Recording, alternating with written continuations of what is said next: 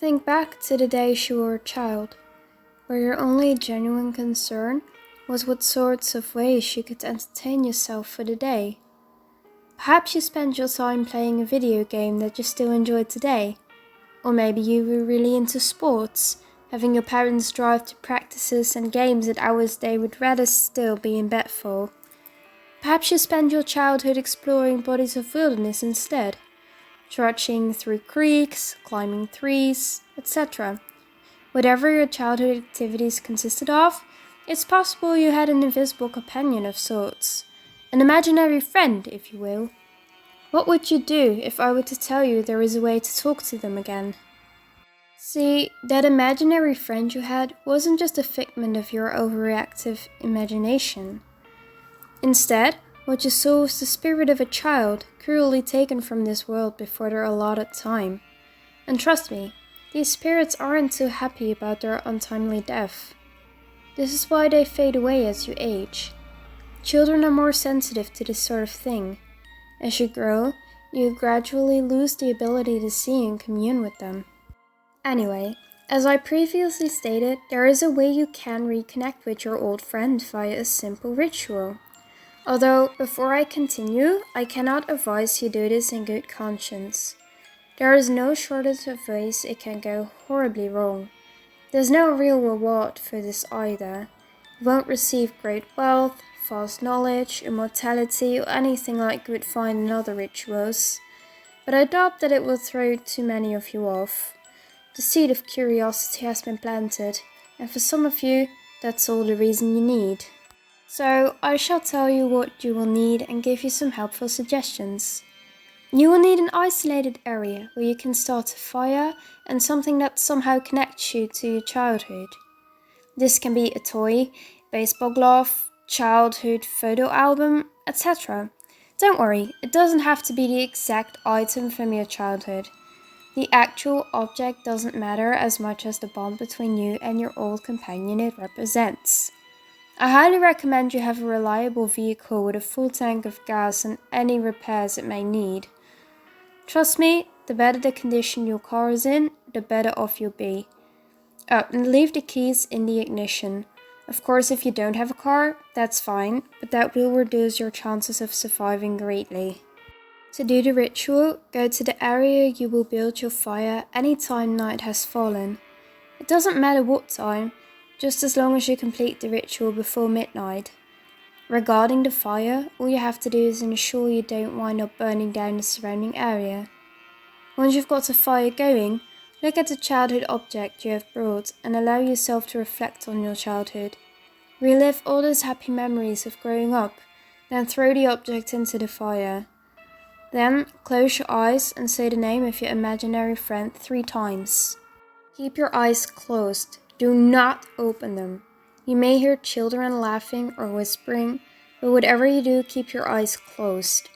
If you've done it correctly, you will no longer feel the heat of the flames nor the crackling or sizzling sounds of fire. It will be as if the fire has gone out. Open your eyes. Standing where the fire was will be your imaginary friend.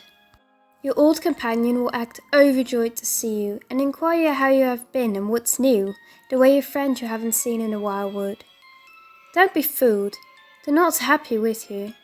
In fact, they are furious at you for daring to forget about them and want nothing more than to rip you apart. Don't worry, you're not in any danger, at least not yet. It's in your best interest to get as much conversation out of them as possible to pass time. The longer you can stall them, the less time they'll have, although admittedly this typically will only buy you a few minutes. Eventually, your imaginary friend will suggest one of 2 games to play, tag or hide and seek. If they say they want to play tag, run. Don't take a second to delay, just run faster than you ever have in your life. Don't try to say anything, just get your ass to your car. They do not care if you don't want to play their game. You are past the point of no return, and you'll play their game whether you like it or not. Once you get to your car, drive away.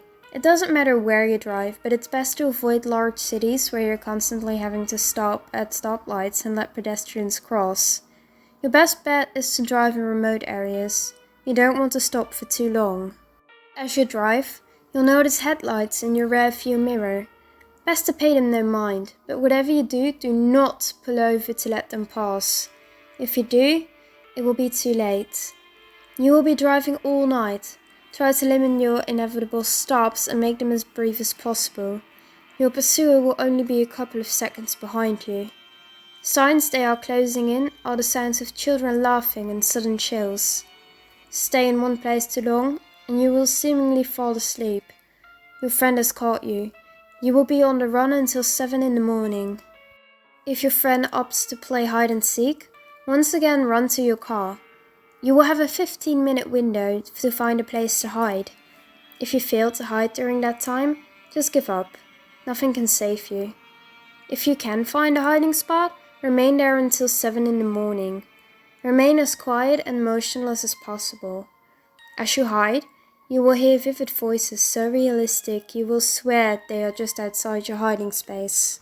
It will vary, from your parents calling your name, loved ones desperate to find you, police officers demanding you to come out with claims they have warrants for your arrest, and frantic pleas for help while banging on your hiding spot. Anything you can think of, your imaginary friend will try in order to draw you out. Putting earbuds in your ears to listen to music will do nothing to stop the voices.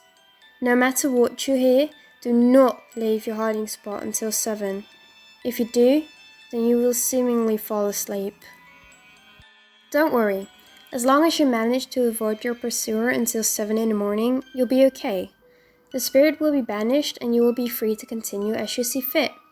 You could even do the ritual again if you wanted to, but that would be pretty stupid. Don't worry, you won't be haunted or stalked anything afterward. You've won the game, after all. But that's only if you've managed to avoid spirit.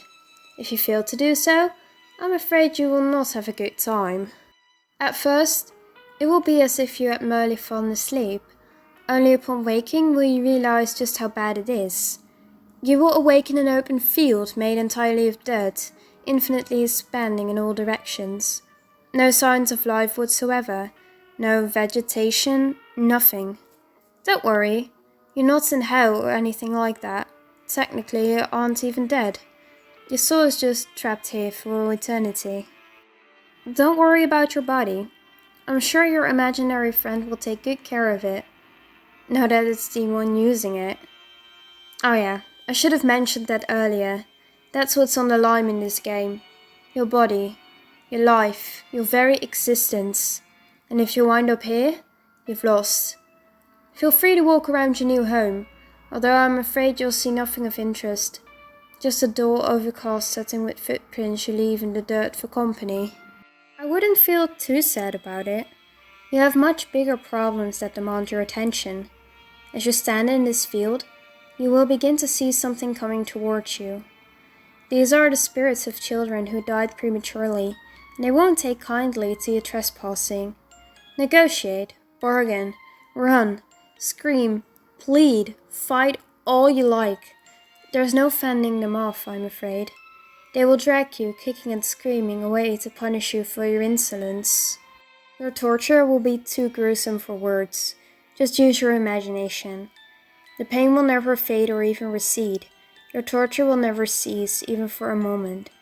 You will be unable to die despite your desire to do so to end the pain. You will not be shown mercy, and no god you may worship can save you now. But don't let that dissuade you from reuniting with your old friend. Certainly you would love to see them again, reminiscence about simpler times. I mean, there's no way you could lose this gamble now, could you, dear reader? So I shall conclude with a question. What game do you prefer? Tag or hide and seek?